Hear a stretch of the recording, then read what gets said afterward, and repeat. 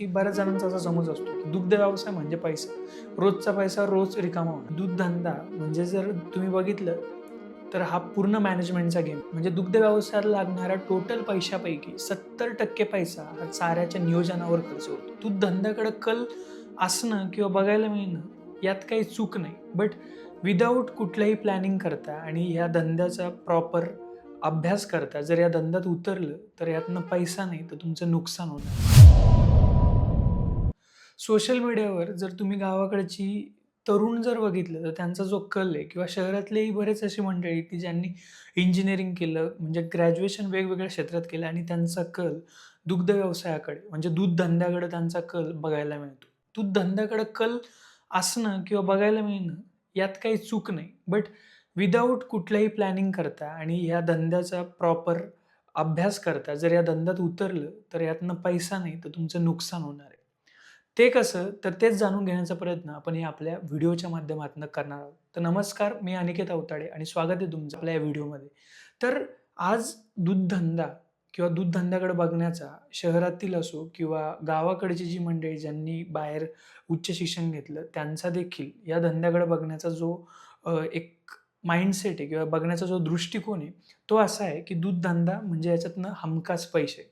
पण दूध धंद्यात उतरताना सगळ्यात पहिलं तुम्हाला ज्या गोष्टी निर्धारित करायच्या आहेत, तर त्या अशा आहे की दूध धंदा म्हणजे जर तुम्ही बघितलं, तर हा पूर्ण मॅनेजमेंटचा गेम आहे. दूध धंद्यात उतरत असताना तुम्हाला सगळ्यात पहिलं चारा व्यवस्थापन तुमच्याकडे असायला पाहिजे. चाऱ्याचं मॅनेजमेंट तुम्ही दूध धंदा सुरू करण्यापूर्वी तुमच्याकडे ही जुळवाजुळव असली पाहिजे.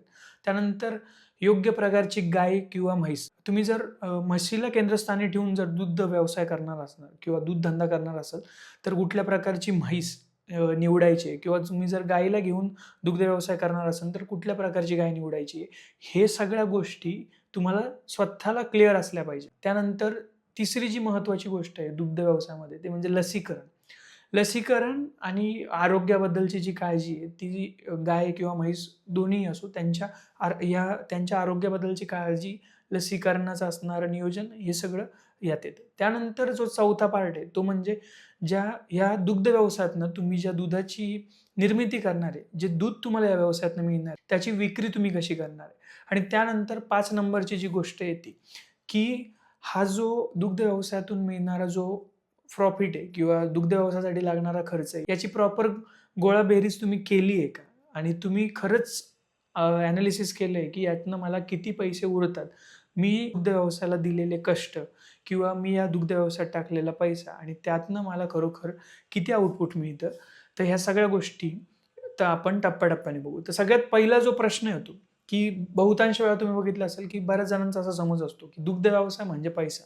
रोजचा पैसा रोज रिकामा होणार. जर तुम्ही डेअरीला घालत असाल, तर डेअरीला दिलं तर आठवड्याला पैसा भेटणार किंवा जर हातविक्रीने विकत असणार, तर आज सकाळी दूध काढलं, घेऊन गेलं, विकलं किंवा घरपोच दिलं, तर आजचा पैसा रिकामा. बहुतांश वेळा दुग्ध व्यवसायातला जो पैसा आहे, तो आठवड्याला तुम्हाला त्याचा पैसा डेअरीला जरी तुम्ही दूध घालत असले तरी मिळून जातो आणि तुम्ही हातविक्रीने विकत असले, जर तुमचे कस्टमर फिक्स असेल, तुम्ही त्यांना मंथली बेसिसवर, वीकली बेसिसवर देत असाल, तर त्या स्वरूपात पैसा भेटतो किंवा जर तुम्ही ठोक विकत असाल एखाद्या ठिकाणी एका जागेवर थांबून जसं गिऱ्हाईक येईल, तर तुमचा पैसा दिवसालाही रिकामा होतो. बट ह्या सगळ्यात महत्त्वाचं जसं मी सुरुवातीला सांगितलं, की चाऱ्याचं मॅनेजमेंट म्हणजे दुग्ध व्यवसायाला लागणाऱ्या टोटल पैशापैकी 70% पैसा हा चाऱ्याच्या नियोजनावर खर्च होतो. म्हणजे तुम्ही म्हणशाल, की गाय आणि अरे दुग्ध व्यवसायाला जर सुरुवात करायची, गाय किंवा म्हशी यांची किंमतच लाखा-लाखात असते किंवा लाखा-लाखात, दीड-दीड लाख, 3-3, 3.5 लाखांपर्यंत गायींच्या किमती डिपेंड करतं, की गायीचं दूध देण्याची क्षमता आणि तिच्या जोत्यानुसार ह्या किमती व्हॅरी होतात. बट ह्या सगळ्यांमध्ये जी महत्त्वाची गोष्ट आहे, दुग्ध व्यवसायाला सुरुवात करायला म्हणजे भांडवल म्हणून जर बघायला झालं, तर गायांमध्ये आणि जो इन्फ्रास्ट्रक्चर आहे, त्याच्यामध्ये सुरुवातीला तुमचा प्रचंड पैसा खर्च होतो. त्यानंतर ज्यावेळेस पहिला तुमचा जो सेटअप आहे, जो की तुम्हाला रिपिटेटिव्हली त्या गोष्टींवर खर्च करायचा नाहीये. म्हणजे तुमचा गोठा झाला आणि एकदा तुम्ही गायी घेतल्या, त्यानंतर तुम्हाला दुग्ध व्यवसायामध्ये तुमचा कंटिन्यूअस असणारा जो तुमचा खर्च आहे, तो असतो चारा व्यवस्थापनामध्ये किंवा गाईच्या खाद्यावर. म्हणून दुग्ध व्यवसायातला 70% खर्च हा चाऱ्यावर होतो, हे मी इथं बोलतोय. सुरुवातीच्या काळात नक्कीच गाय आणि इन्फ्रास्ट्रक्चरवर होतो.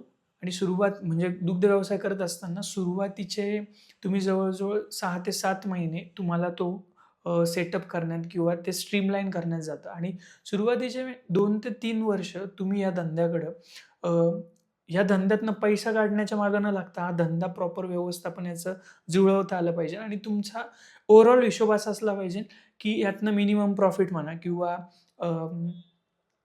ना नफा ना तोटा या स्वरूपात झाला पाहिजे. कारण की सुरुवातीच्या इन्फ्रास्ट्रक्चरमध्ये टाकलेला पैसा, त्यानंतर गाय घेण्यासाठी केलेली इन्व्हेस्टमेंट, हे सगळे पैसे निघता-निघता वेळ जातो. एकदा दुग्ध व्यवसायाला टाईम दिल्यानंतर 2 ते 2.5 किंवा हार्डली जसं तुम्ही कुठल्या स्वरूपाचा प्लॅन करताय त्यावर डिपेंड करतं.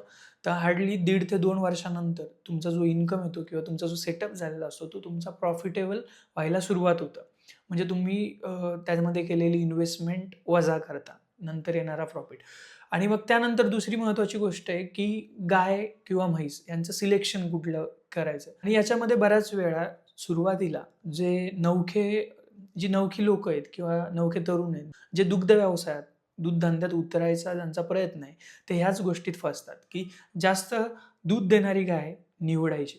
तर त्यांचा समज काय असतो, की दूध धंद्यात जर प्रॉफिट कमवायचा आहे, म्हणजे अशी गाय निवडायची, की जी जास्त दूध देऊ शकते. बट जास्त दूध देणाऱ्या गायीसोबत सगळ्यात महत्त्वाची गोष्ट आहे, जी गाय तुम्ही निवडताय, ती तुमच्या भागातलं जे वातावरण आहे, ते तिला सुटेबल आहे का? तुमचा गोठा त्या प्रकारचा आहे का? त्याचबरोबर शक्यतो गाय निवडताना आपल्या हवामानाला किंवा आपल्या प्रदेशाला सूट होणाऱ्या गायीच निवडल्या पाहिजेत. जर सुरुवात करतायत आणि त्याच्यामध्ये तुम्हाला खर्चही मिनिमम इन्व्हेस्टमेंट करायची आहे, तर ज्या अ, ज्या एच-एफ गायी आहे किंवा जर्सी गायी आहे किंवा देशी गायी, त्याचबरोबर होस्टन प्रत्येकाच्या भागात बऱ्याच अशा होस्टनच्या प्रजाती आहे, की ज्या त्या भागाला सुटेबल आहे.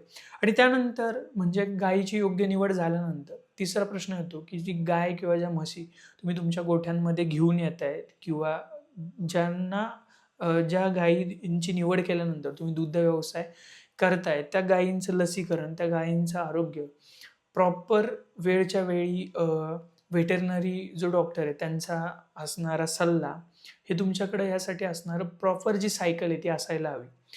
जर तुमचं गोठ्यातली एकही गाय म्हणजे जर तुम्ही एखादी गाय 1.5 लाखाला घेतली, 1 लाखाला घेतली, एखादी गाय जर गेली, एखादी गाय मरण पावली, तर तुम्ही जो प्रॉफिट काढताय तो प्रॉफिट तुमचा म्हणजे तुमचा 4-5 महिन्याचा प्रॉफिट एका महिन्यात झिरो व्हायला वेळ लागत नाही.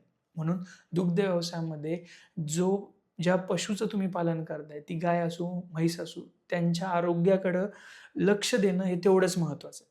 त्यानंतर जो चौथा प्रश्न येतो, तो म्हणजे दुधाची विक्री.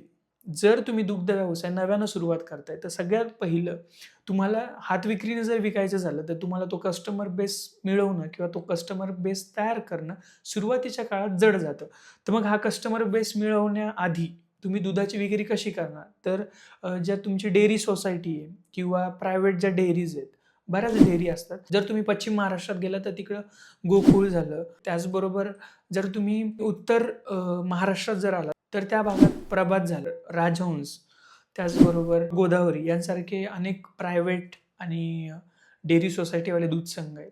यांची तुम्ही निवड करू शकता आणि आता म्हणजे अ, तुमच्या गायीच्या गुणवत्तेवर, दुधाच्या गुणवत्तेवर तुम्ही कुठल्या प्रकारचा चारा तिला खाऊ घालता, कुठल्या प्रकारचं खाद्य तुम्ही खाऊ घालता आणि तुमच्या गायीची ओव्हरऑल असणारी प्रोडक्शन क्षमता, या सगळ्या गोष्टींवर दुधाची गुणवत्ता ठरते.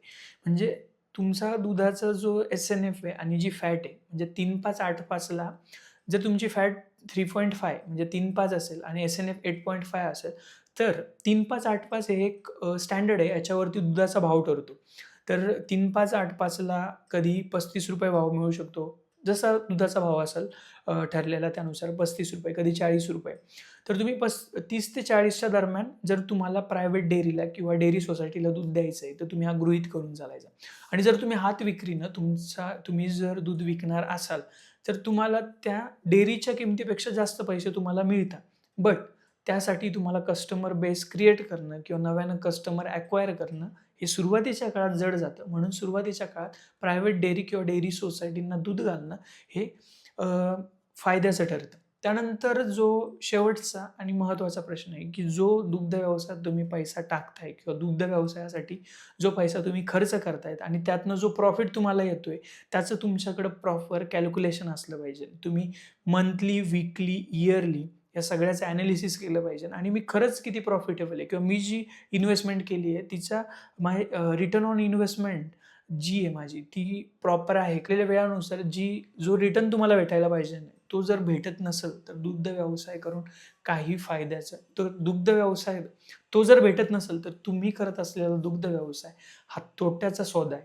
म्हणून दुग्ध व्यवसाय करताना ह्या 5 गोष्टी ज्या मी सांगितल्या त्या म्हणजे सगळ्यात पहिलं म्हणजे तुमच्याकडे असावं लागणारं चाऱ्याचं नियोजन, इन्फ्रास्ट्रक्चर, ही गोष्ट पहिल्या ह्याच्यात येते. त्यानंतर दुसरं म्हणजे गायींची किंवा म्हशींची निवड. त्यानंतर तिसरं ते म्हणजे लसीकरण आणि आरोग्य. जो पशु तुम्ही निवडलाय त्याचं लसीकरण वेळच्या वेळी लसीकरण होणं किंवा त्याच्या आरोग्याची काळजी घेतली जाणं. त्यानंतर चौथा म्हणजे विक्री तुम्ही कुठल्या प्रकारची करणार आहे, दुधाची विक्री. ती तुम्ही हात विक्री करणार आहे की प्रायव्हेट डेअरी किंवा डेअरी सोसायटीला तुम्ही दूध देणार. आणि त्यानंतर जे 5वं आणि शेवटचा गोष्ट आहे ती म्हणजे हा सगळा जो गोळाबेरीज आहे तिचं तुमच्याकडे असणारं कॅल्क्युलेशन आणि त्यावरनं ठरतो की तुम्ही करत असणारा दूधधंदा, तुम्ही करत असलेला दुग्ध व्यवसाय हा खरंच चांगला सौदा आहे की हा तोट्याचा सौदा आहे. धन्यवाद.